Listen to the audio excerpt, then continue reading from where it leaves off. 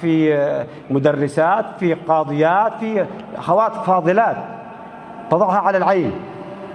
كيف يعني؟ نحتاج الطبيبة ونحتاج المدرسة ونحتاج المديرة ونحتاج الأخت الفاضلة من يمسك هذا العمل. لكن أما أنها تخرج على المزاج ذي براسك أنت، نو، ذي براسك أنت الدودي مش خارجة. احنا خريجين علمناها حفظناها درسناها، أصبحت مرة ما شاء الله أصبحت ماسكة مدرسة، أصبحت طبيبة في المستشفى لقسم النساء والولادة بدل ما دخل عند الرجال. كيف يعني؟ لا صاحبنا الشيخ خرجت وقال للناس جمعة، للناس جمعة، وجات أيضا تلبس بالطوهات ولا عني حاجات عارية، حقا لا البالطو ولا الطرحة حقها ولا ما عاد ناقص، بس نديلها العصيب ولا قال فوق الباص.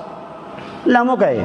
المرأة لها ثاني، عند وضعها هيئتها شكلها هندامها، الله خلقها بهذا الخلق. ليش تحاول أنك تجيرها أن توقع رجال؟ ليش؟ من النبي لعن النساء المترجلات. ليش يخرج أصلا؟ ليش يجبع بكرامة أصلا؟ لا مش يعبثوا بها تماما، يعبثوا بها تماما.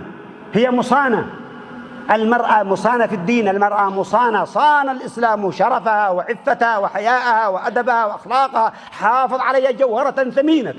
وجاء صاحبنا المرأة وخرج يا الله لا تموت تعمل بها تخرج، ايش تخرج تعمل؟